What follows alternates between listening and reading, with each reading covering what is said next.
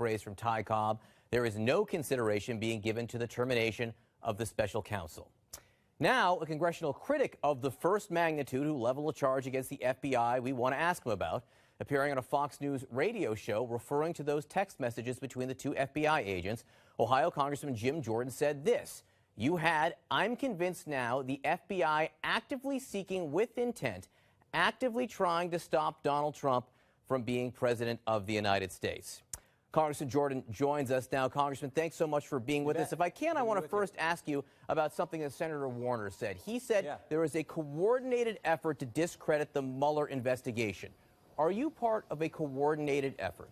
I think the senator gave his speech today because of all the facts we've learned in the last several weeks. Facts like the DNC and the Clinton campaign paid for the dossier. Congressman, facts like speech today had nothing to do with the fact that he's worried about the president getting rid of Mueller. It had everything to do with all these facts that are coming out that go to the heart of this issue and disprove, frankly, the contention that the Democrats have had for a long time. I want to talk about the facts and the issues in a second. I'm asking about right now his charge that there is a coordinated effort. Have you had conversations, or has your office had conversations with the White House about the Mueller investigation? I have not called we just had Mr. Sessions, Mr. Rosenstein, Mr. Wray in front of us. I did not talk to the White House about what kind of questions I was going to ask. I based it on the evidence and the facts that have come out. I mean, how do you get around the text message? Have you had conversations with the White House, not about the questions you asked, but about the Mueller investigation in general? Well, I've talked with the White House about all kinds of things. We've had talks with the White House about tax policy. We have talks about welfare policy. We've had talks about Obamacare. Of course, we've had talks with the White House. But my questions in those committees was driven by the evidence we've received in the last several weeks, like the text message from Peter Strzok and Lisa Page says, where we can't afford to take the risk that the American people are going to elect Donald Trump, so we need an insurance policy. If that doesn't go to intent to have a plan to disrupt the election, I don't know what does. I want to talk about your argument here in a second, but I'm trying to get to the issue of coordination. You just said, of course, we talked to the White House. John. Of course, we talked to the White House about the Mueller investigation. No. But do you talk about talking points? Are there talking points on the Mueller investigation? Of course not. Of course not. But here's the coordination. The Clinton campaign and the DNC, now we know those were one and the same, paid the law firm who paid Fusion GPS, who paid Christopher Steele, who paid Russians to give him this dossier, get this dossier that was, we think, taken to the FISA court and was the basis for securing warrants to spy on Americans. The coordination between the Clinton campaign and Russians to influence the election. I will get to the dossier and the FBI, your charges about the FBI in just a second, but I want to finish up on this issue of coordination. Those are facts. I want to get to the issue. I want to stay on the issue of coordination for 1 second. I want to talk about the coordination we know. Here's the coordination we know. Hang on. You've been on Fox News when you say that the FBI was, acting to keep Donald Trump from being president of the United States. Before you go on Fox News, do you talk to them? Do you talk to them about these claims that you will make? I talk to my colleagues, I look at the evidence, and I talk with our press people who book us on your show, and we talk about the coordination that exists between the Clinton campaign and the Russians. Now think about this. We know for a fact the Clinton campaign paid Russians to do what? To influence the election. And yet we've had this month-long investigation by Bob Mueller with no evidence that President Trump worked with Russians in any way to coordinate and influence the election. But we know the Democrats did. President Trump's son, Donald Trump Jr., had a meeting in Trump Tower where he was promised dirt on Hillary Clinton. That happened. Donald Trump says it happened. So that happened. Hang on. Let me ask you now about what you're saying about the FBI, because I want to get to this. You say you believe there was a plot in the FBI to prevent Donald Trump from becoming president. If that's true, was this not the worst plot ever? The FBI director, days before the election, reopened the investigation into Hillary Clinton's emails. Yeah, because you got to remember the context at that time. Mr. Comey reopened it after he had done the exoneration letter, after he had went public with something that never before done, after he made the decision, not Loretta Lynch, after Peter Strzok ran the entire investigation and changed the exoneration from a criminal standard, gross negligence, to a non-criminal standard, extreme carelessness. After all that, everyone, remember the context when Mr. Comey does that. Everyone thought Clinton was going to win. This was like, oh, no big deal. He can do this with the Abedin and Weiner messages back and forth, those emails. He could do this because he thought they was going to win, that she was going to win. Listen. Strzok was on the team that changed it. We know that much. We don't know whether he was the actual one who changed it. Again, I say to you, so you're suggesting that part of this plot to keep Donald Trump from becoming president included James Comey? I'm not suggesting that at all. Of Hillary Clinton's I'm just saying he reopened it a few weeks before the election. Wouldn't that be a lousy way to plot defeating Donald Trump to reopen the investigation into Hillary's emails? So back in October, you guys, before the election, you guys didn't like Jim Comey. Now you like him? I don't get the point. What I'm talking about is, it's not whether I like him or not. How about focusing on the text messages last week? How do you dismiss the idea that Peter Strzok said we can't afford to let the American people decide who's going to be the next president? We need an insurance policy. How do you dismiss that? How do you dismiss that? I haven't dismissed anything. The only one who doesn't that point to intent to have a plan to do that? Excuse me. The only one who has dismissed Peter Strzok is Robert Mueller, who pushed him off of his own investigation. No. Robert Mueller, but remember, he first put him on the team, John. And then when he found out, he put the guy who ran the Clinton investigation, who interviewed Mills, Abedin, who interviewed Secretary Clinton, who changed the exoneration letter from a criminal standard to a non-criminal standard, the guy who ran the Russian investigation, the guy he put him on the team. And then when he kicked him off, did he tell anyone? No. When did we find out? Only when Strzok was when they were talking about bringing him in front of the Intel Committee. Only then did we find out about these text messages and why he was dismissed. Are you questioning Robert Mueller, the special counsel's integrity here for the way he handled it? I have not criticized Mr. Mueller, except I will say this. The one interaction I had with him prior to him being the special counsel was when he was FBI director. 3 weeks after the IRS scandal broke, he testified in front of the Judiciary Committee, and he could not answer one question about that investigation, even though it was the biggest story at the time. So my experience with Mr. Mueller wasn't a real positive one that one time. Okay, but I've not criticized him. What I'm criticizing you just criticized him right now. But hang on, Congressman. All right.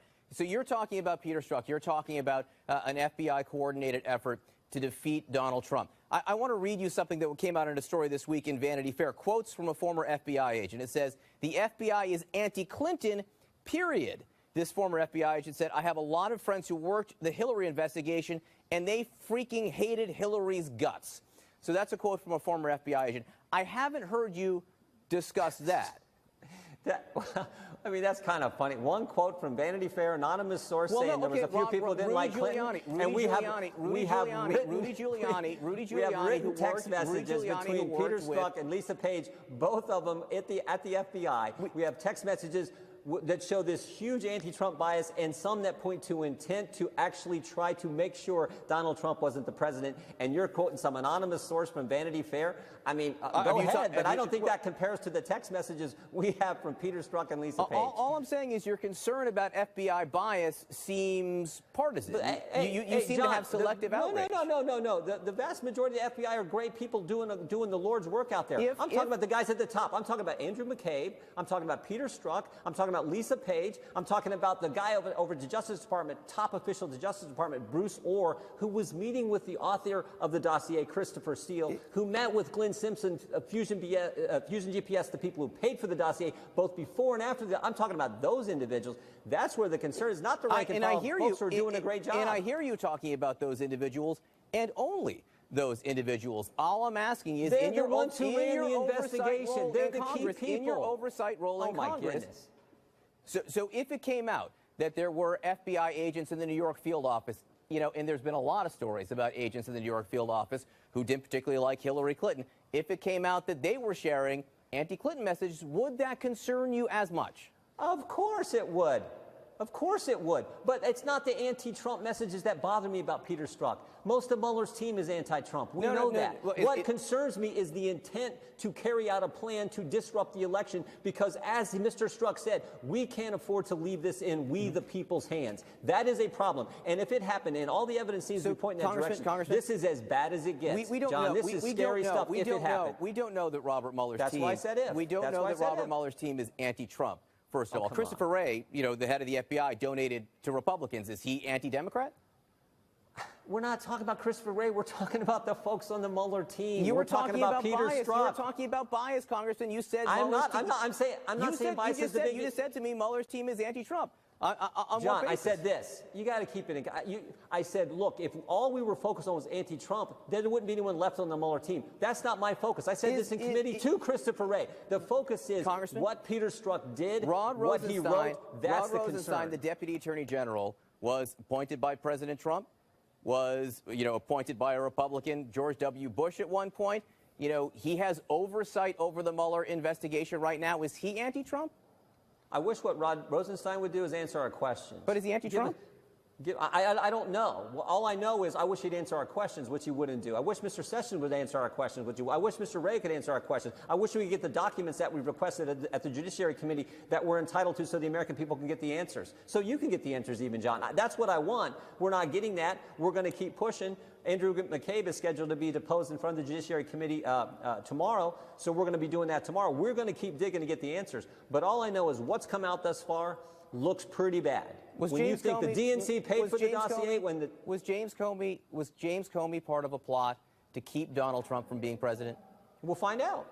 We'll find out. All I know is the text message from from Peter Strzok to Lisa Page sure points to that being what looks like took place. You think James Comey was part of an effort? It went all the way to the top of the FBI to keep Donald Trump from being president. Why then? We'll find out. Hang on. If that's true, why then did he come out again and reopen the investigation of Hillary Clinton's emails and never even tell us before the election about the investigation into alleged Trump collusion? If he was trying to keep Donald Trump from getting elected, don't you think he might tell voters that? Yeah, we'll have to find out. But why did James Comey take over the investigation? Why did he go public? Why did he change the exonation letter? Why did he let Cheryl Mills set in on Hillary Clinton's interview? There's all those things that took place in that investigation. We're trying to get to the bottom of those. But you said the FBI is trying to defeat Donald Trump. All I'm saying is if you're going to make a statement that bold, wouldn't it just be logical for him to tell the American people he was investigating him before the election?